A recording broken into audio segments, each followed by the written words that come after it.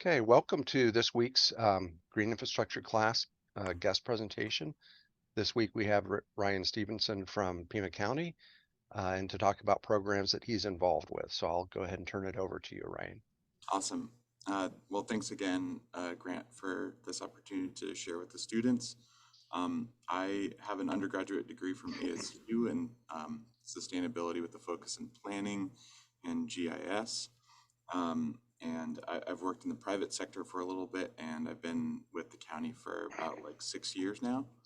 And so my office is called Community and Workforce Development. Previously, it was community development and neighborhood conservation. We've gone through a merger, and I'm kind of going to discuss that a little bit in this lecture.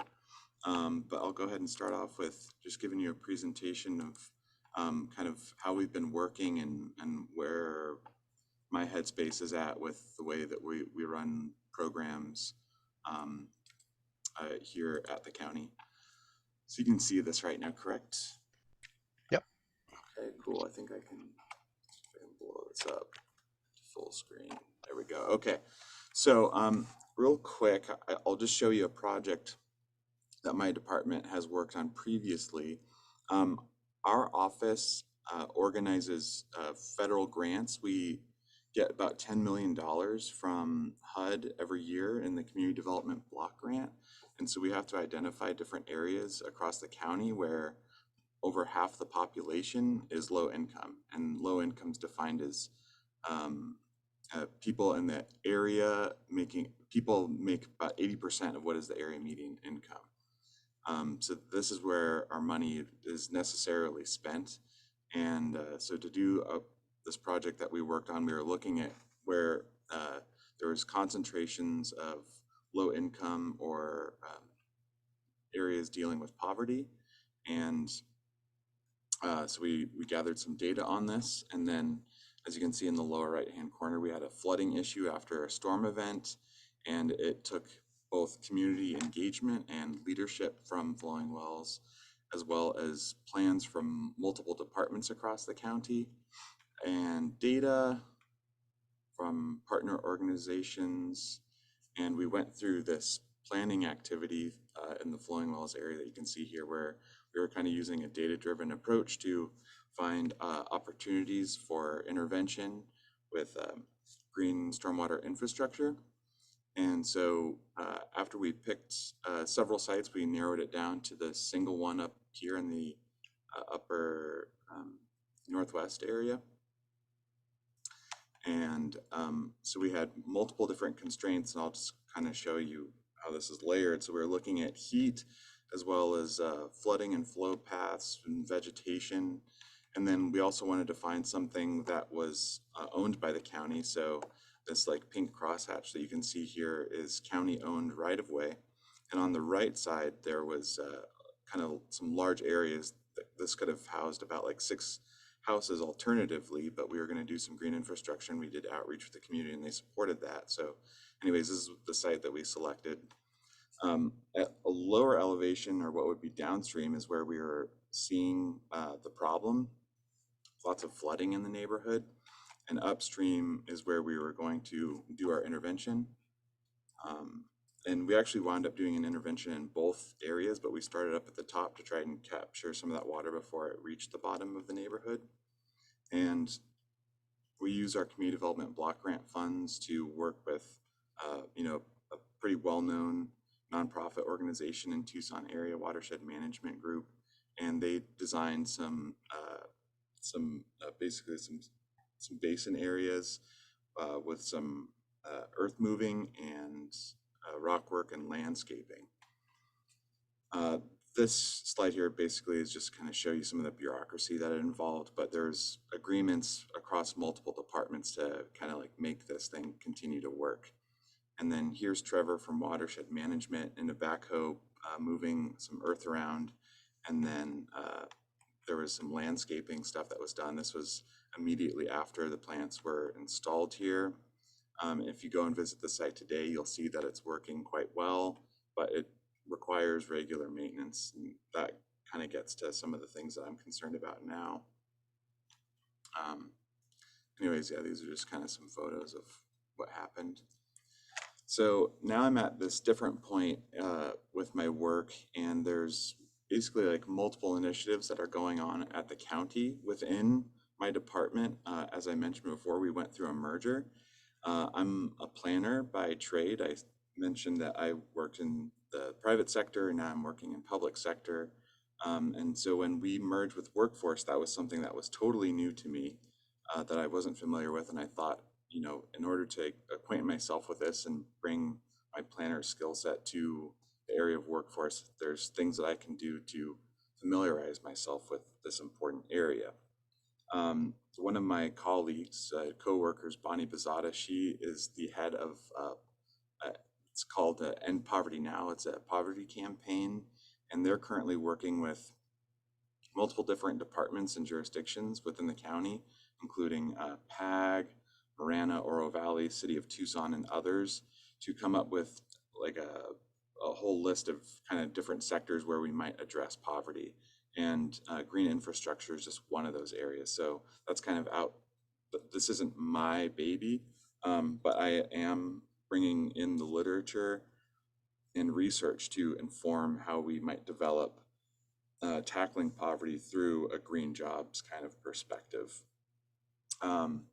So in order to kind of do that, and just really briefly, this is kind of sort of the mission statement of this group here. So we're doing, you know, workforce from climate resilience kind of perspective. But I wanted to get familiar with the literature because the workforce component was something that was really new to me. Also, your professor, Grant, he and I and many other people from different groups, both in government and at the university and others, we convene somewhat regularly for green infrastructure working groups. And when we hold these meetings, what it seems to be kind of like a linchpin, or rather bottleneck, for getting a lot of this work done in our community as well as communities across the country is workforce. A lot of the time we're talking about these big pieces of green infrastructure work that needs to be accomplished, but if only we had the people to get the work done. So this is what holds stuff up a lot of the time. So I started myself with just kind of going in and digging into what literature was out there. And this is just kind of where my headspace has been recently. If you're interested in this stuff, and I suggest that you get interested in it because it's very important to the whole world of green infrastructure, check out this document particularly. This is a great sort of benchmarking of how green infrastructure workforce programs are conducted across the country. And so if you don't bother to read through these things, I'm basically giving you a summary of what was said in here. Basically, a lot of the green infrastructure work that's being done is in construction. But that work, that green infrastructure work is only like a portion of what a construction laborer does. And so this guide here, or this briefing from Jobs for the Future, they identified 30 different occupations for green infrastructure, and this limitation was based on what is the installation, maintenance, and inspection of plants and vegetation, landscaping work. This would basically eliminate talking about electric vehicle installation infrastructure or solar panels or stuff like that. And they found that most all of them don't require anything higher than high school education, with the exception of this environmental engineering tech. Our own Pima Community College offers green degrees, and then there's some case studies out of multiple cities and I highlighted these just because they're relevant to what's going on locally. So there's basically a county-run program that helps residents install and maintain their own rain gardens. This is pretty comparable to what I was just showing you, basically. In Austin, they've included it across all departments. This is something that's also kind of been the story at the city of Tucson. Anybody that has anything to do with green infrastructure, it doesn't matter what department it is, you'll be receiving a certification in green infrastructure installation, maintenance, and inspection. And then Detroit has some long-term monitoring, which is an important part of the maintenance and inspection. And they found that there's about 18 different certification programs, from very narrow to very broad. And some of the issues include upskilling as well as soft skills. And then there's different roles that different stakeholders can take in expanding the workforce.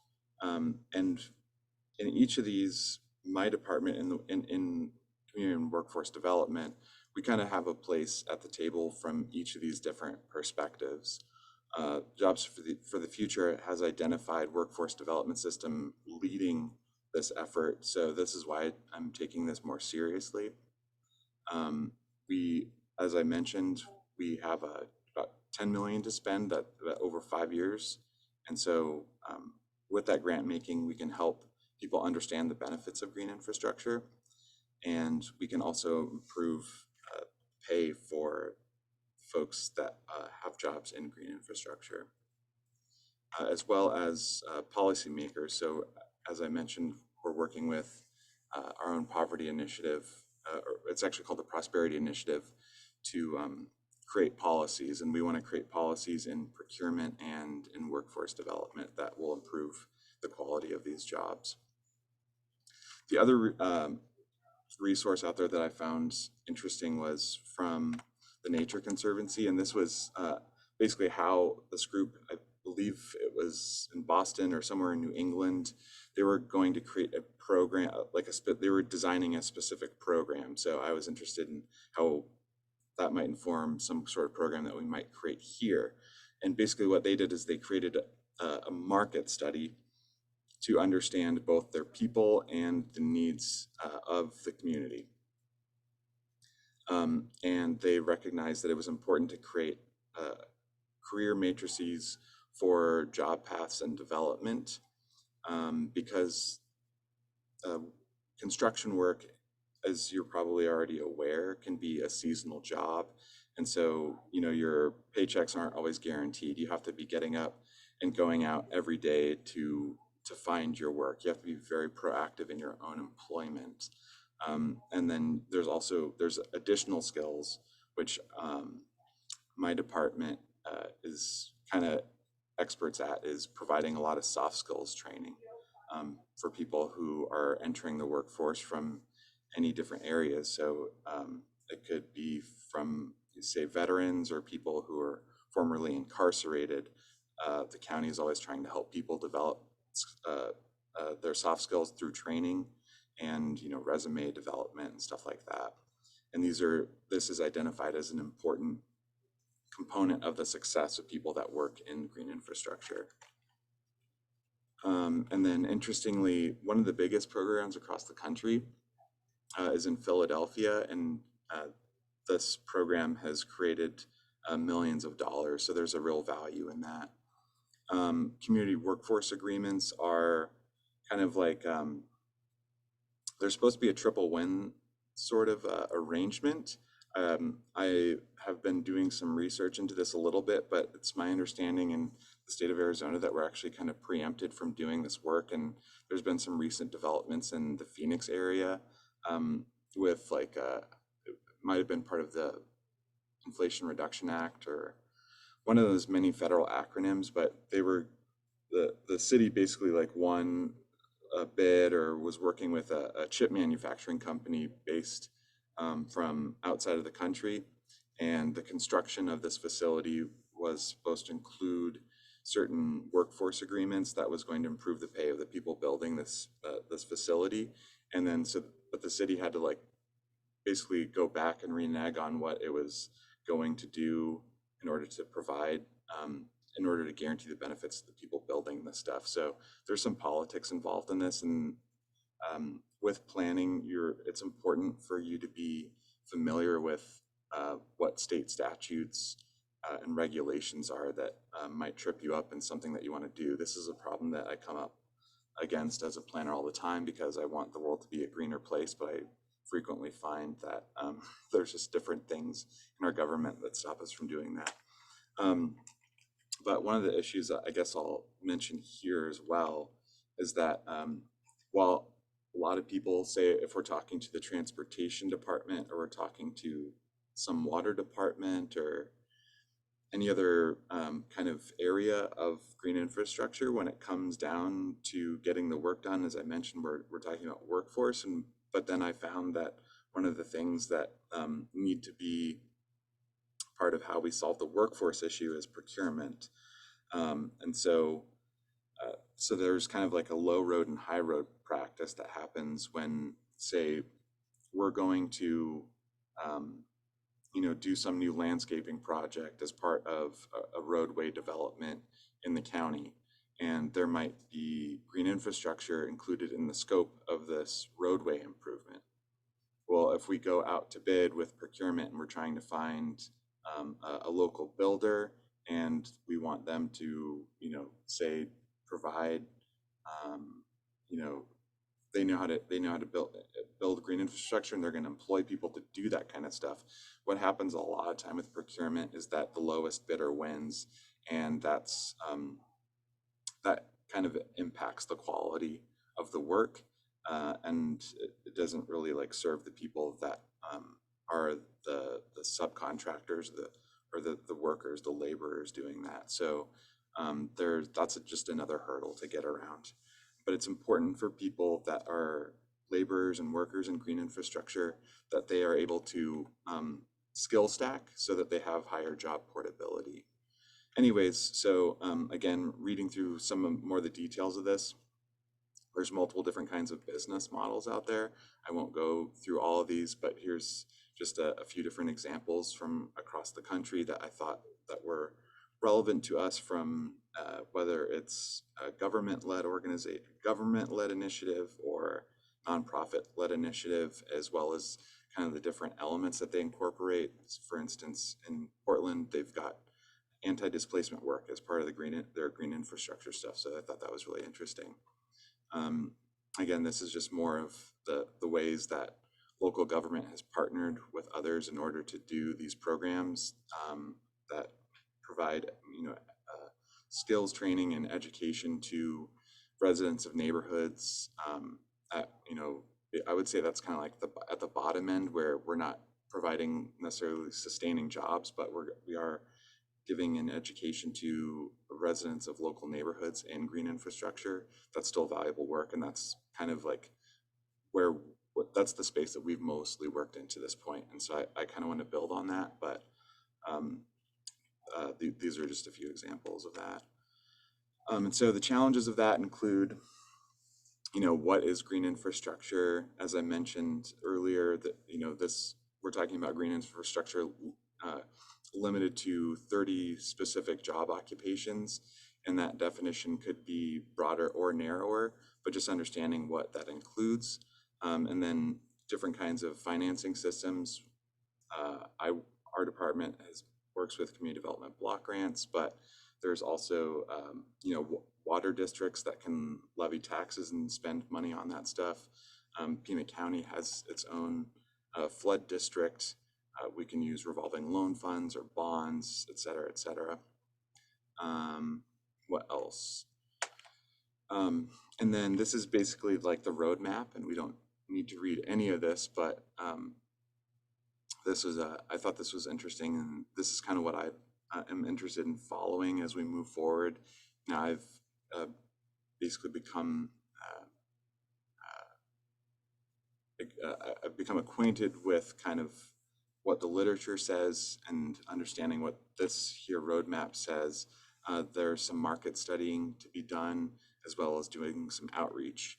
And a lot of the specific job skills that will be necessary are things that you wouldn't necessarily be identified as green infrastructure. For instance, getting your OSHA training.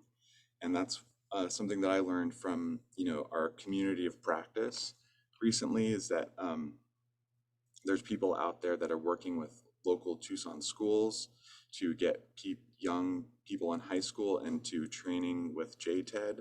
And they're basically getting like, site safety and occupational safety training, as well as heavy equipment training or tools maintenance training. And that's getting them basic job skills training before they're even out of high school, so that they're ready to go straight into this line of work. So I thought that that was really valuable. But as you know, my department, like I said before, provides computer skills, resume building, a lot of that soft skills training, and that needs to be supplemented by OSHA training, workplace safety training, heavy equipment training, as well as stuff in that might be more attractive or more well known, and just plant ecology, botany, stuff like that. And going back to the jobs for future report, this was the list of occupations that were out there. So in the first column, it's basically kind of grouped into into major groups. But on the right column, this is basically that level of exposure for each sort of occupation. So for instance, if I'm an industrial truck and tractor operator, only like 5% or 2 hours of my work week is going to be exposure in installing green infrastructure. And otherwise, if I were a tree trimmer or pruner, the majority of my day is going to be spent working in green infrastructure. And as I was reading this, they're doing these case studies of cities across the United States. And I was like, wow, these are really high numbers. We're talking like tens of thousands of people in the fields of construction who have at least 5% of their day, 5% of their week is involved in doing green infrastructure work. And so I was like, where can I get those sorts of numbers? And I was able to find them from Arizona Commerce Authority, and found that we have almost 20,000 workers in the Tucson area that have some level of exposure. Sorry, I'll go back on that. There's about 20,000 workers that have these occupations, and those are the occupations that might have at least some of that exposure to green infrastructure. But anyways, so there was about 7 occupations that were missing. Most unfortunately was the trimmers and pruners, who would have the most exposure to green infrastructure work. But roofers, segment pavers were missing data on those groups as well. But with one of the goals of workforce is that we want to increase the wages at the lower percentiles to improve the quality of life and standards of living for people in this important line of work. So I thought this was also interesting. Work out of the University of Arizona has a database of 1,500 green infrastructure sites throughout the Tucson Basin. So if you think of the size of the work that has to be done, that's a ton of work. So we're always trying to expand the amount of green infrastructure projects that are built in the community, but we're not done when we've put that in. I follow one of Tucson's municipal programs, Storm to Shade. That's part of Tucson's water department. I just saw a news piece today that a spot in Ward 3, someone had chopped down, I don't know, like tens of different trees, and they're actually investigating that. And while that's a real shame that someone has destroyed all of that work and all of that money, that's kind of like what some of the things that unfortunately you might come to expect from being in this work is just the vandalism of green infrastructure. So, but that, in a cynical way, that's job security. But just to back up, like, you're not done once it's in, and we need to basically amp up from the government perspective. We need to amp up our commitments to the maintenance and inspection of these sites to make sure that they continue to operate as at their best for providing ecosystem services. And then I'm kind of coming to the end of my presentation here, I think. These are just a couple examples that I found for creating career maps. But when you are coming in, if you're coming into the field with a high school education and nothing more, you want to see what your opportunities are for career advancement. This one's from the Society of Arboriculture. But they kind of just have these grouped into three main different areas. So there would be like there's commercial, municipal, and utilities. And so this is just a map that ISA developed. And then this is one that comes from DC's water department and getting you the necessary training and skill stacking to be successful in green infrastructure practice. I'm coming back to our prosperity initiative. As I mentioned, this isn't my baby, but this just happens to be going on at the same time as my own professional interests within my department. So it's well timed that they're doing this, that I can provide some of the research that I've been doing. But what's important is, just increasing the wages and just different job benefits that other perhaps like higher job classes enjoy. And so we're thinking about basically including these policies in the county, being adopted by our own board of supervisors, just to ensure different kinds of practice becoming the norm in the way that we do things at the county. And I have an example based off of what we see here. So we want to improve job quality through procurement and business attraction. We want to expand the capacity of government contractors, and then we also want to increase the number of people that are filling the positions that we're expanding. And then additionally, we don't want to leave any rocks unturned where there's opportunities for providing funding. And then we want to support, small businesses. So one of the areas one of the things that the county has is the Small Business Enterprise Participation Program. And this, I'm not going to really explain this to you because I'm getting acquainted with it myself, basically. But I was just glad to know that this is something that we have here at the county because of the several ways that we're preempted by state law and the way that we hire locally. Basically, I think the argument is from the procurement side is that it's important for local governments to create a competitive environment so that it's reducing taxpayer expenditure. And so that's, I think, real justification is saving taxpayers money. But the angle that I'm coming from, that I'm trying to advance, is basically improving the local economy.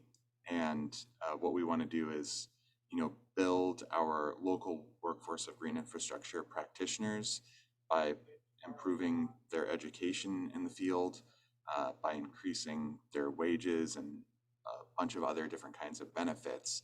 And there's different ways to do that, including community workforce agreements.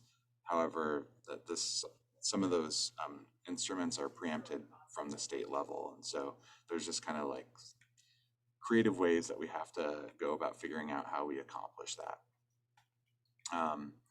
And to zoom out to an even greater perspective, there's this whole thing that I'm trying to advance through our prosperity initiative, which is the idea of community wealth building, which is more of that local economy sort of way of doing business. And here's just basically a long list of how that kind of stuff gets done, but it includes the way that governments utilize their procurement to hire locally, but it means credit unions, local credit unions, workforce development.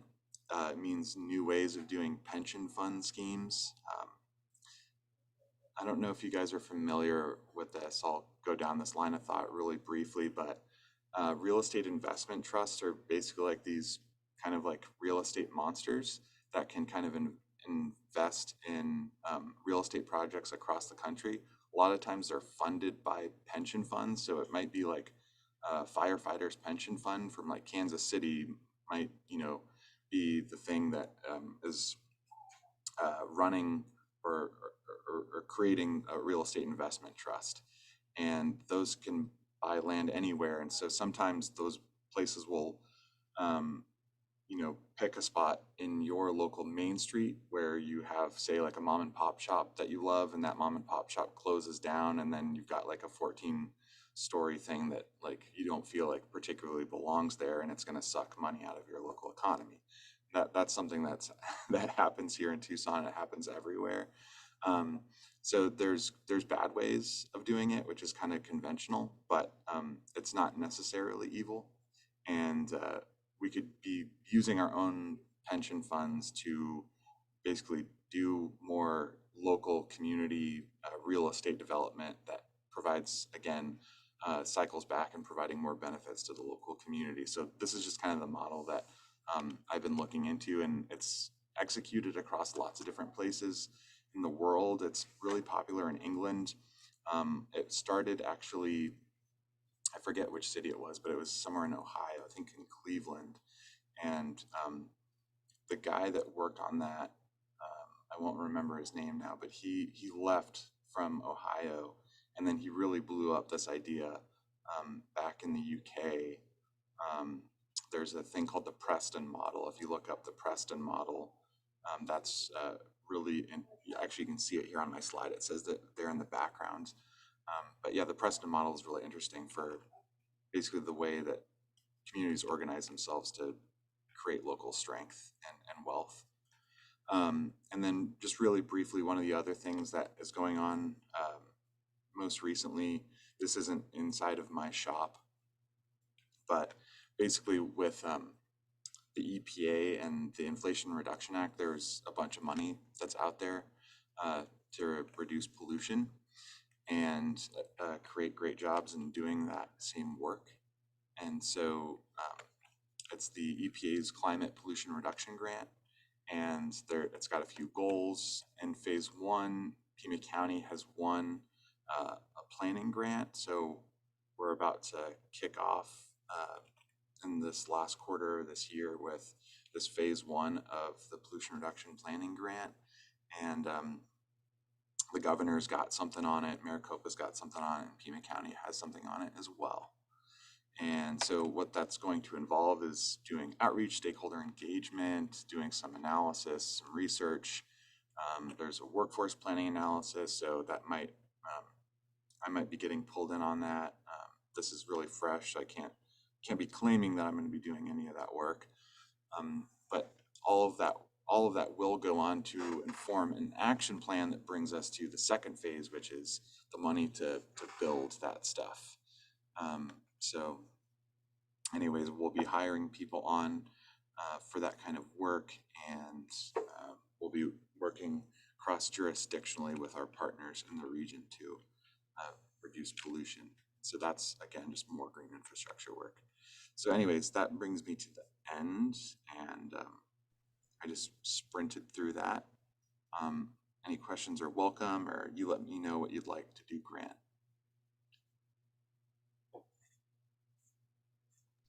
Sorry about that. Yeah, just to check and see if there are questions, and we can just sort of see what anyone has to ask about first, and then we'll take it from there. Eric or Sam, do you have any questions?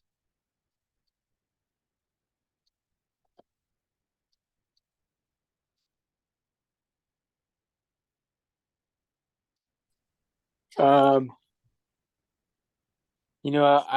am gonna watch this later on a bigger screen. I'm on my phone right now, but I was able to catch some of it. But no questions at the moment. Okay, great. Yeah, this will be posted here later this afternoon. And I guess, Ryan, you've put your contact info up, so I assume you're okay if folks have questions, if they reach out to you. Yeah, absolutely. Okay. Okay. It's a pretty impressive, when taken as a whole series of programs and efforts and sort of thought processes, it's pretty impressive. I'm wondering, is there a kind of a parallel to this in the city um, that's doing kind of approaching it from the same way, or is this more something that you've been able to kind of carve out yourself? Yeah, so the problem is like community wide, and it is irrespective of jurisdiction. Um, so it's a problem that needs to be tackled in this whole area, and it's not Mm, endemic or limited to our own community. This is everywhere, and some places are doing a lot better than others. Portland, DC, Philadelphia, they've got really impressive programs for workforce, green infrastructure, workforce related stuff. mhm, Um, but the city does not have their own workforce department.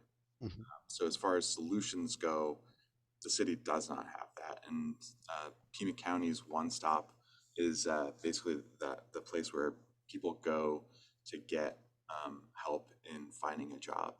mhm, And so right now, what we do is provide people with that soft skills training, which you know it sounds pretty boring, but it is nevertheless an integral part of like the whole package of making people more employable mhm, and helping them be more successful. mhm, And you know, we have with the project that I showed at the beginning, um, we were working with watershed management, and they went door to door to the neighbors, let everybody know what was going on, that there was going to be this big old backhoe out there moving earth around, and they're going to be sticking plants in and whatnot. And so since then, they've gotten they were successful in getting the whole community on board with that. And so that's just kind of like a small educational piece. Watershed management, they're always providing community education, and but there's also places like Smartscape. There's lots of different businesses in Tucson and Arizona that provide people training in green infrastructure, stormwater, basically the installation, maintenance, and inspection pieces. mhm, And so that's an important skill set to have. It makes you more marketable, and that's not something that the county provides. I don't think it's probably something that we are going to provide. Um, the city um, has made it like a requirement if you do this stuff that you have to get this training, and so while they require it, they don't provide it, but they contracted with, I'll go back to one of my slides here because I actually participated to get my own little piece of paper right here. So yeah, Smartscape, right? So all the people in the city of Tucson have mhm, to take this Smartscape training in stormwater infrastructure maintenance protocol. And so you got to get your soft skills training. You've got to get, in some places, it would be required that you get the Smartscape training. And then otherwise, you want to get other training that doesn't have the word green attached to it, but is absolutely a necessary component, which would be like your OSHA training and your heavy equipment training, stuff like that. So it's kind of like there's all these disparate sort of education providers, and what's important is that we're basically we need to have someone there who keeps all of this in mind and marshals all of these things to get them into the hands and brains of greater portions of our community. Our department, as well as the federal government, is worried about providing green infrastructure to the people who need it the most in low and moderate income neighborhoods and populations. And so the people that are maybe don't neighborhoods that have, say, the fewest amount of trees, um, we don't want to like go and say just like build out all the green infrastructure in a low income neighborhood, but we actually want to employ the people from that neighborhood to build it and maintain it. And we want to pay them good wages in order to do that work. But it's going to take marshaling all of those different kinds of actors who provide those disparate kinds of training. And did you mention the Trees for Tucson? Because I think part of their angle has a workforce development with their work they do. I don't know if you mentioned that or not. I did not Or if you guys are connected with that or not. But yeah, that it's hard to keep track of all that. I don't know. I don't know what they have. I know that I've only spoken to people from the water department, and it's my understanding that the city basically doesn't have a lot of that workforce infrastructure. That it still might be, there still might be parts of it, as you're saying, with was it the million trees, or what or Trees for Tucson, part of Tucson Clean and Beautiful, because they do a lot of project work as well. So yeah, right. yeah, but Yeah, we have done some more work with Tucson Clean and Beautiful along what is it called? I have the plan right here. The El Paso Greenway, Southwestern Greenway. I'll stop sharing here. But yeah, oh, no, there's William and Mary College in the background.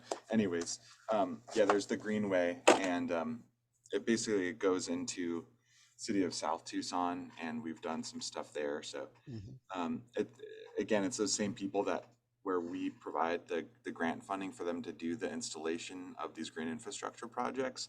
Those are also opportunities for them to provide training to people in the field. okay. Eric, did you have any questions for Ryan? No, not really, but thank you. Yeah, you're welcome. What are your guys's, what are your majors? What are you guys doing? I'm a grad student in biosystems engineering. Okay, cool. Very cool. I'm a grad student in the Masters of Landscape Architecture, and this is an elective for me. Okay, so so Sam, you're in Kapla, is that right? Yeah. Okay, great. And Eric, what department are you in? I'm in biosystems engineering, but I think they're under like CALS or CALES now, I guess. House. Okay. Oh, Yeah. okay, biosystems. Yeah. I think I sometimes I take courses in data science stuff through the university, and that stuff's really cool. So I'm always curious what everybody's doing at the university. But yeah, so I mean, I appreciate you I guys. have a question. Yeah, go for it. I was wondering where the funding, you might have mentioned it, but for programs to like pay people to employ people to build, is this money coming from federal grants or some other kind of grant? Yeah, so it's like, yeah, great. That's a fantastic question. So this can be like so broad. So any of these things could be like privately funded or publicly funded. So it depends on the kind of project that you're talking about. So like in my world, I'll keep it to my world, for instance. So